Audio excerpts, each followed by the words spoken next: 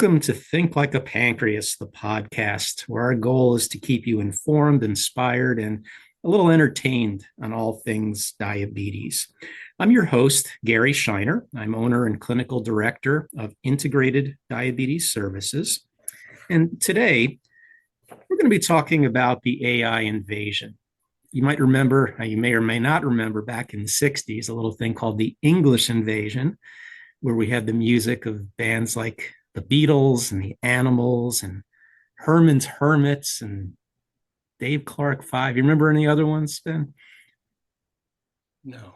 English bands from the 60s, but that was the English invasion. What we're looking at today in the 2020s is the AI invasion, particularly into the diabetes space. And the question we have is, should we embrace it or should we run like hell and get as far away from it as we possibly can?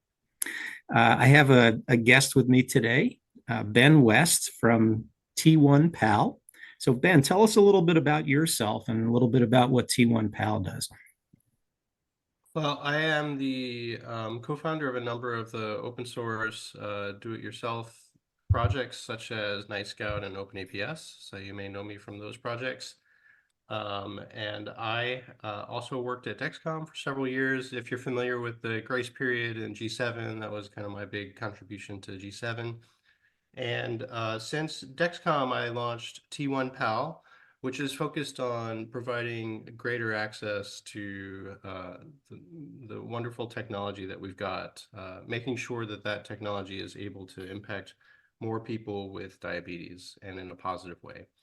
And so we focus on Night Scout as a hosted service. We offer dedicated Night Scout hosting. And that means you don't have to cobble together the pieces yourself. You can, just like WordPress or anything else, you don't have to know the server technology and the database technology. You can hire a company, T1 Pal, to manage all of that technology for you. And you just benefit from using Night Scout. Since then, we're introducing more and more machine learning and artificial intelligence technology into the stack, if you will. So we're very excited about it. We've got this new partnership with Vision to provide what we call a diabetes co-pilot on demand. So that's your version of artificial intelligence. Well, artificial intelligence can mean a lot of different things. The tools that are very popular right now, there's been a lot of it in the news, is something called the LLM, the large language model. And these are things like ChatGPT, which have become very, very popular. The key capability that I see from tools like large language models is that they are phenomenal at producing lots of narrative prose. And this is a really interesting capability because for so much of diabetes management, we rely on charts and graphs to communicate information to people. And it turns out those tools are not necessarily the most effective way to communicate with vast numbers of people. A lot of people don't have the math background or the background needed to really understand what is it that I should change? What do I do about all of this information? And so over the last several years, we've seen what's called data overload, right? Where we're inundating people with all of this data, whether it's from your CGM or your pump or your handwritten notes. And it's very difficult to figure out, now that we've got all the data, what is it that we do with it all? How do we understand it? And how do we share those insights with other people? How do you share your experience with other people in a way that they can help your experience? No, I've seen dribs and drabs of AI making its way into diabetes. Now, the algorithms that are built into the AID, these automated insulin delivery systems, don't necessarily do much in the way of learning. Although right, you might say the iLet has some learning capability based on historical data, but it's pretty straightforward. But, we've had pattern analysis software that's used by companies like Livongo. They're looking at patient data and plucking out patterns and issues that it sees. And engines that are analyzing patient charts at large medical centers. They're picking out data from patient charts to try to see what they're at risk for, whether their heart disease risk is high, et cetera. And so there is some AI that's being used already in diabetes care. But tell me about this Vision AI. What does it actually involve? So vision is, we're using the large language model technology. And so one of the things that this technology is really, really good at is you can give it an idea that you have had trouble communicating, and it will spit back to you a prose, a piece of narrative that is communicable to someone else, that someone else can understand. So even when you're unable to articulate a complicated idea or a complicated thought, you feed this to the large language model along with some data, and it can simplify the language such that other people are able to understand the thing that you were trying to talk about. And I think this is an incredible technology to introduce into diabetes. So for example, I have three kind of test use cases that I kind of like to kick the tires with this technology with. And so I'll go through some of those use cases with you just as a way of example. So the first test I like to do is what I call the kid test, the naive test. This is when maybe your family or someone that cares about you but doesn't know about diabetes asks you a question about diabetes. And it typically goes along the lines of, so how's your diabetes going these days? Right? That's a To which very I usually reply, "What the hell business is it of yours?" No, Right. Well, it's an awkward, it puts people with diabetes in an awkward position, right? Because it's a very, how are you supposed to answer a question like that, right? This is one of those things where if you can give the large language model like Vision connection to your Night Scout data, now this narrative machine knows specifically about your diabetes. And if you ask Vision a question like, how's my diabetes doing? A question you get all the time. Instead of giving an indignant answer or giving a go away answer, it can actually generate a meaningful answer where it says, week 36 was like this, and that contrasts with week 37 in the following ways, in the following 3 or 4 different ways. is And it now you have basing a it on visual. glucose data, just time in range, above, below, things like that? Yeah, so Vision knows about Night Scout data, the glucose trends, the loop. It knows about loop in the sense that it knows about the treatments information, so all the basal information, all the bolus information, all the temporary basal information, and it even knows all about the temporary overrides and things like that. So that's kind of use case one, is like the simple, not the simple questions, but the tough to answer questions, because you're not even sure, how do I put that in a Kind of frame for a general discussion? abstract questions. And so now you've got a frame for a discussion that actually is a reasonable basis for a conversation. Week 36 is this way, week 37 is this way. That can lead to a discussion about, well, any way you wanted to go with it. But it's kind of like, here's all the details. If you're familiar with those details, come back when you're familiar with those details and I'll talk about it with you, right?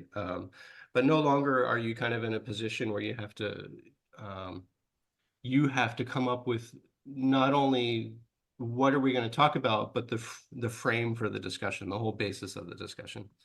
So that's really nice. That's kind of use case one that I like to think about a lot. Use case two is more of the practical planning and preparedness. One of the things that Vision is really good at is uh, the same way that you can put in a complicated idea and it will kind of simplify. One of the things that it's good at is helping to outline a reasonable plan for a complicated objective.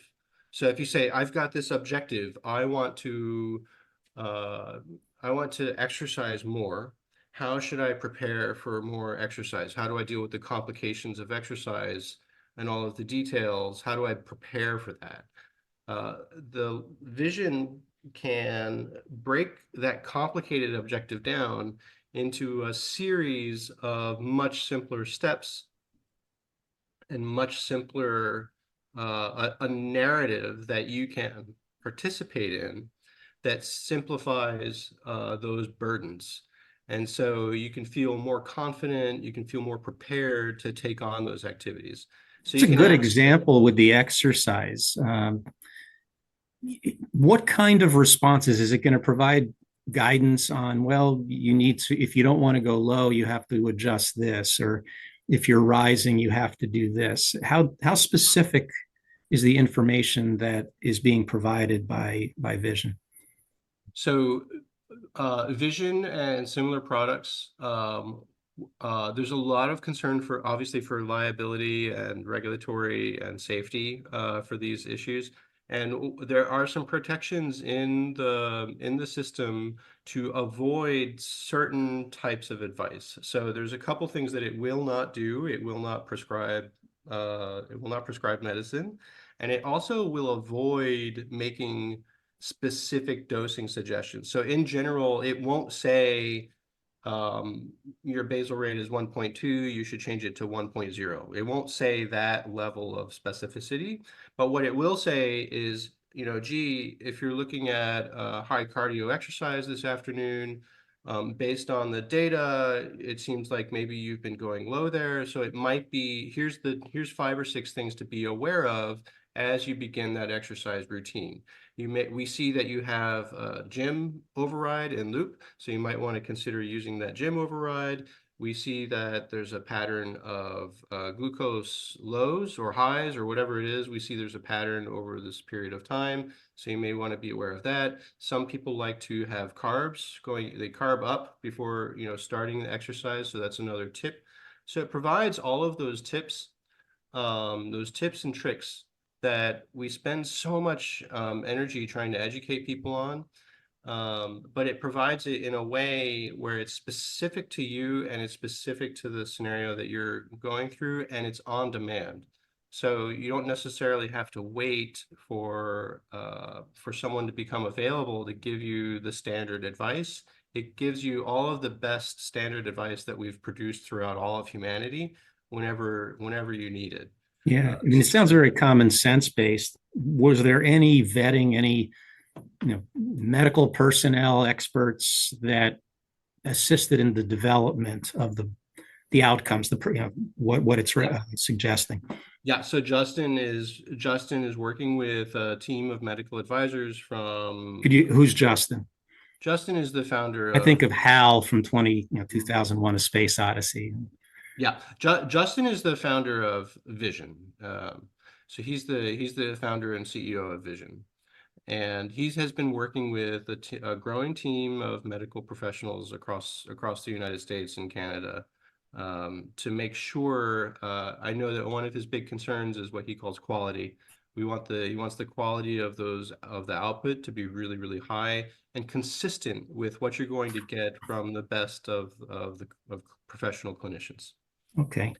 So, I mean, there are skeptics out there regarding applying AI in this field because it doesn't always take into account human factors, the multiple complex things that affect glucose levels and how we manage. So, how do you address skeptics who would say this is only looking at raw data and not taking the person into account?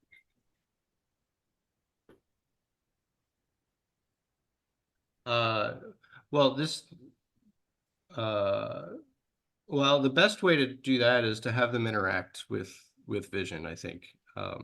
It's pretty remarkable in that it's an open-ended conversation, and that cuts 2 ways. But one of the benefits there is when you're talking about actual people, their personal concerns vary widely. So when you're talking about the onus to bolus, right? Most people, I know you're familiar with this, but for a lot of people, the forgot to bolus syndrome or the onus to bolus is a big burden for them. And that's one of and they have so many different reasons for that, right? It may be discomfort with the bolusing process versus it may be I'm busy doing something else. I've got other people that have my attention, and I am not able to give my attention to a machine just to press a bunch of buttons. Mhm. Um, there may be other issues, and that's one of the really nice things about having this narrative machine, this vision as a tool, is it can adapt to the concerns that you're presenting to it. So a lot of people will start talking to this thing and it shifts, the conversation will shift from a super technical thing, in terms of here's the mechanisms for bolusing into, well, gee, I'm actually worried about diet and I'm considering a different type of food. What do I do for that type of food? Or I'm considering these other social pressures. How do I navigate? How do I communicate with these other people that I have accountability to? How do I communicate with them so that I feel more comfortable, so that I'm better prepared? Is vision doing any pattern analysis of data, or is it just taking verbal cues from the user and providing feedback? So there's a comment. So that's the interesting thing about combining Night Scout with this machine learning program is you actually get both of those things. So if you ask it something that's related to glucose, it knows that we have additional technology that analyzes your Night Scout data. It says, oh, this is Night Scout relevant. Let's go get data from Night Scout. And it will crunch that data, and that data will inform the response.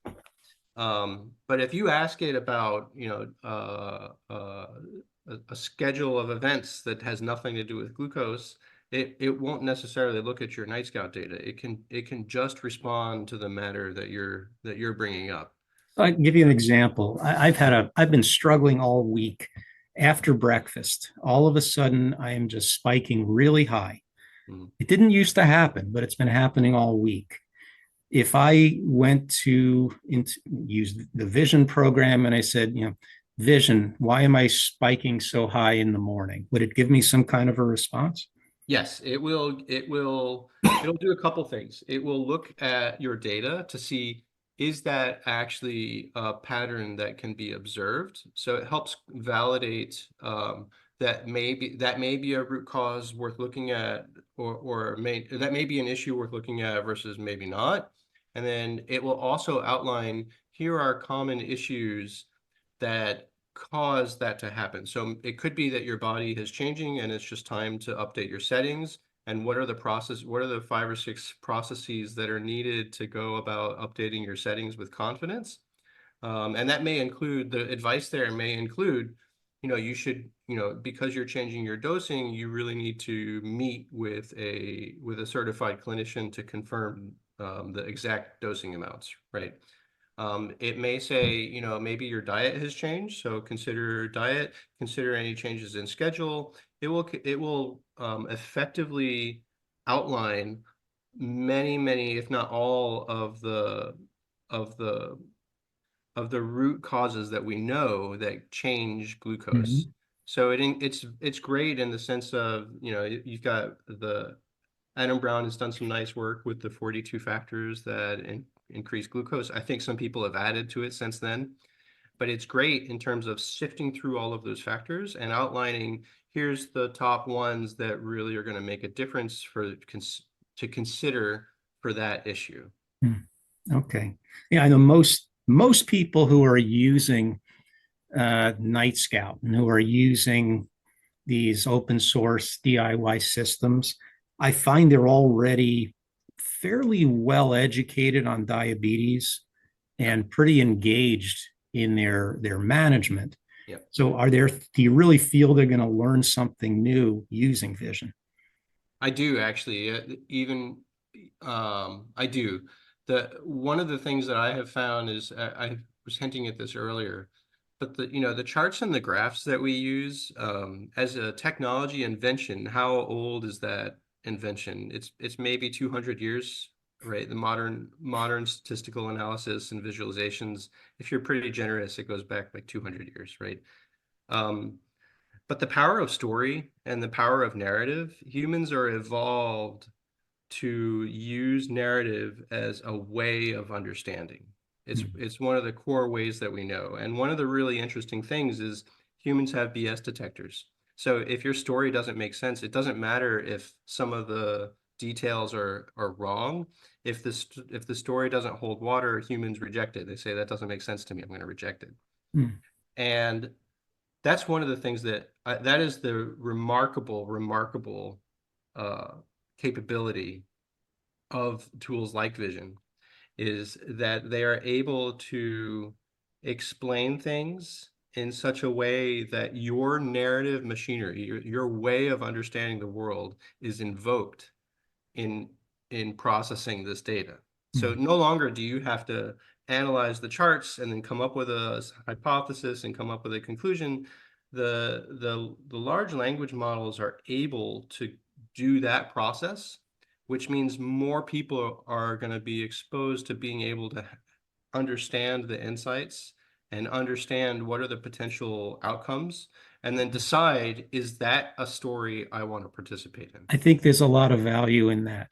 Our practice, integrated diabetes services, we tend to work with more educated, engaged types of patients, and for the most part, they don't want to be looking at their own data. You know what? I get it. I live with type 1 also. Last thing I want to do in my free time is like, hey, let's go look at our data. No one wants to do that sort of thing. And I think we don't do a very good job of being objective with our own data. We'll look at things and say, I know why that happened. And we're not very good at evaluating. And that's why they come to us and they ask us to do that for them. And I think we do a pretty darn good job. All of our clinicians live with type 1 and use these types of systems personally. So we're able to not only analyze the data, look at where the problem spots are, where the strong spots are, and then help them figure out, how to make things better, how to get them to their goals. I feel like Vision would be a good tool for letting people know, A, where there are issues, and B, give them at least some starting points about thinking about how to solve it. Gary, that's exactly how I think about it as well. The results that come back to Vision, I see is that's not the end in terms of like, oh, this is going to tell me exactly what to do and that's going to make me healthier. I see it as producing a narrative that you're going to be able to take this and explain it to other people now.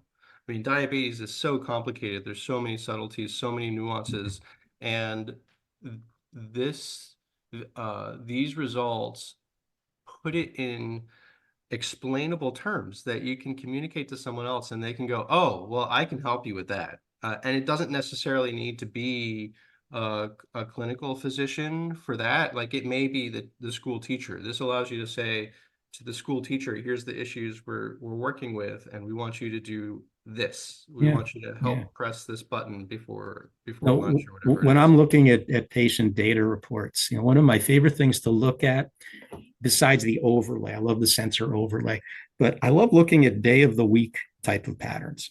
Sometimes you'll find a certain day of the week when glucose levels are doing some funky things, and it's a really good conversation starter. Like, wow, Wednesdays, what's going on Wednesdays? You seem to just run really high in the morning, and then you're having lows later in the day, and it's a good conversation starter. And that's where that I say that human factors comes into play, where having a discussion, speaking about it's a very good way of problem solving, I guess. um, do you have any data showing the effectiveness or outcomes that can be achieved by using Vision? I think it's early. It's a little early for that. I think the primary, the primary endpoint right now is really convenience. It's not making any dosing optimization That's what we do. recommendations, right? So it's not telling you, oh, to get a better A1C, you need to change your 1.5 basal to a 1.2. It's not, it won't do that kind of thing. This really is a narrative generator. It's not a calculator, right? So there's other tools for doing calculation and for optimizing the performance and clinical outcomes. And we should do those things. Okay, I want to be clear about that. We should definitely do those things. But I do think in all the hype in AI, it's important to recognize that different tools are going to have different capabilities and different strengths.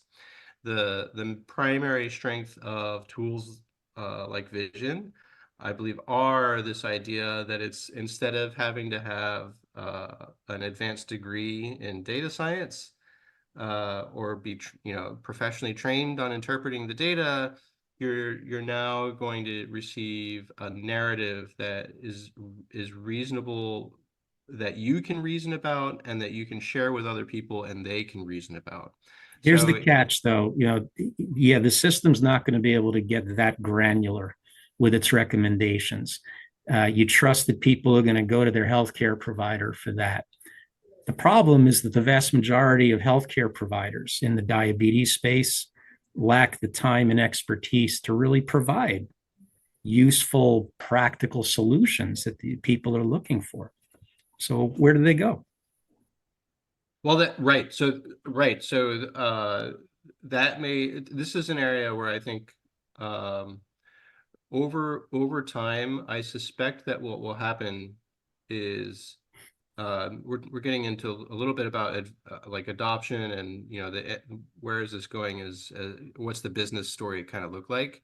And my hypothesis is that when these products mature, what will happen, and as we achieve a higher fidelity for healthcare delivery, right, using digital tools, that what will happen is patients will be getting advice that is partially derived from tools like Vision, and you won't necessarily know. It'll be a hybrid experience in the sense of these tools are going to enhance and augment human performance, right? And what that means is as a patient interacts with the healthcare system, it'll be a blended experience of some of that advice is coming from a machine and some of that advice is coming from another human.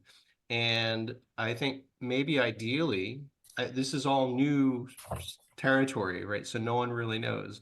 But I suspect that you won't necessarily know, as a patient, you won't necessarily know, oh, this bit of advice came from a machine versus this bit of advice came from a human. I think it'll be a blended experience where the clinicians and the experts in the field are going to be able to help more people with greater efficacy because they have access to these tools. Yeah, I see potential for this with healthcare providers, just being able to handle larger volumes of patients and It takes so address much more. time to analyze the data just to come up with, the reasonable basis for, we're going to make a change. We have to have a reasonable basis for making this change. Tools like Vision so far appear to be really good at providing a large amount of that basis. It stops short of saying, well, I'm going to change your prescription, I'm going to change your dosing amount. But if a dosing change is relevant to consider, it can help a physician document the need for that change. Great point. One last question, and this is the conspiracy theorists question. Who I know there's plenty of people out there who feel that AI is constantly intruding on their privacy, don't trust it, etc. What do you say to that?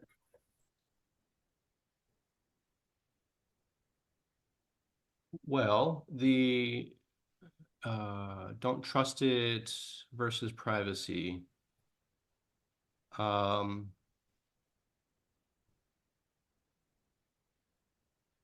Are there examples of AI being used in our everyday lives that people have been using and already trust and hasn't caused a problem?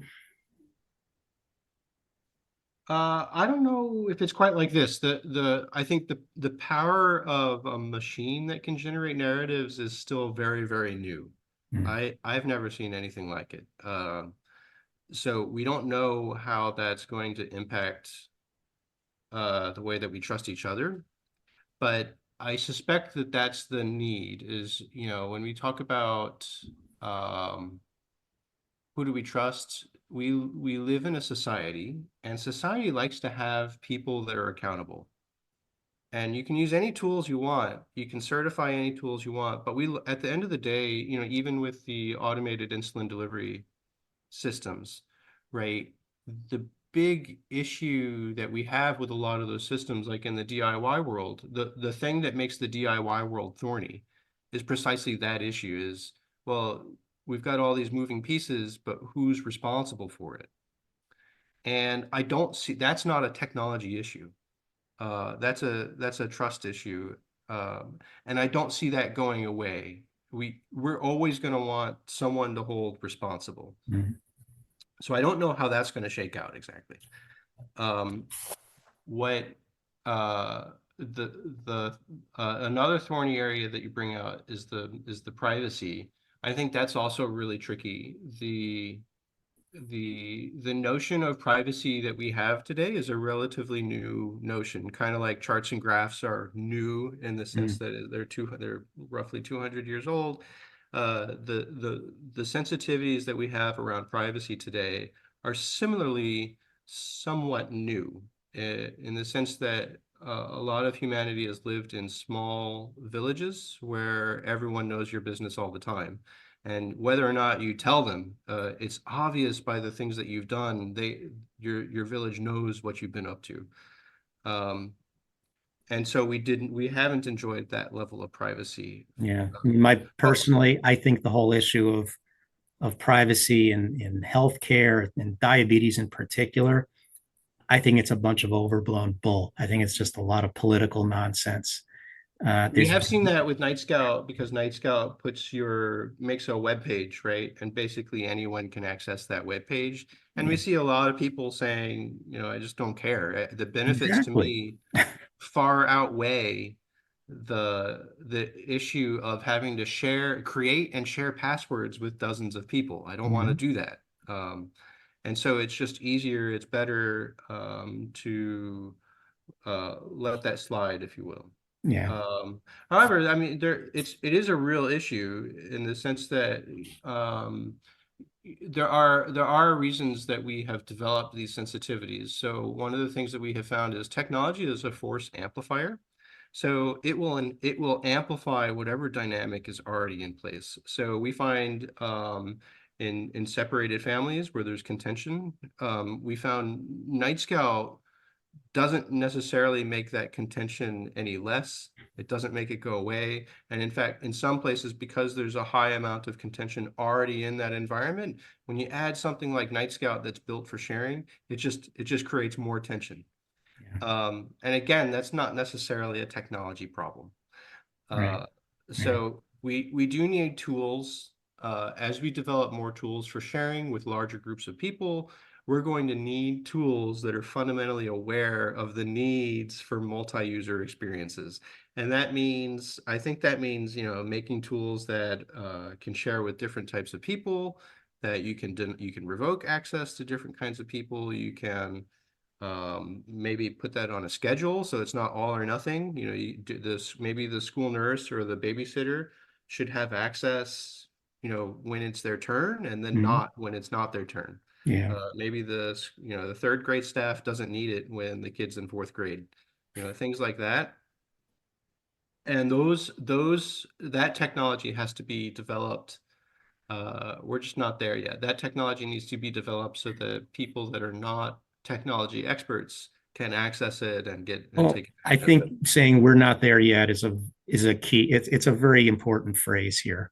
We're really just on the tip of the iceberg in using AI in diabetes. And even with what we have now, people still need people. We still need experts to look at those human issues, the human aspects of diabetes. And it looks like I don't think AI is right yeah, now. even AI is down the not road, threatening.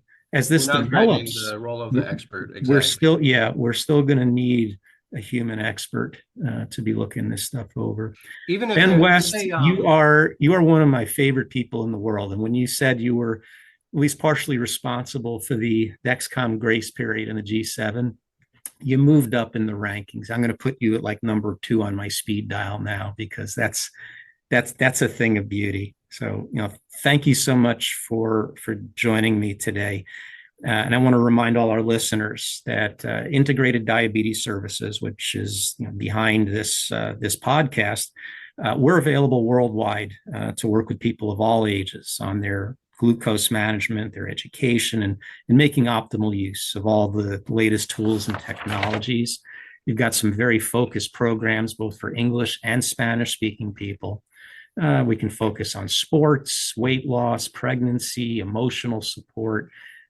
We do everything really except the prescribing. We'll work with people on all the micro and macro management aspects of their diabetes. And we focus on type 1. That's really our forte. So, visit integrateddiabetes.com, or you can email us at info@integrateddiabetes.com. Check out t1pal.com as well. It's a tremendous service helping people access Night Scout, whether they're using a DIY system or a commercial system. It's a very useful tool, and T1 Pal makes it accessible to far more people than could do it on their own. So on behalf of Think Like a Pancreas, the podcast, I'm Gary Scheiner. Have a great rest of the week.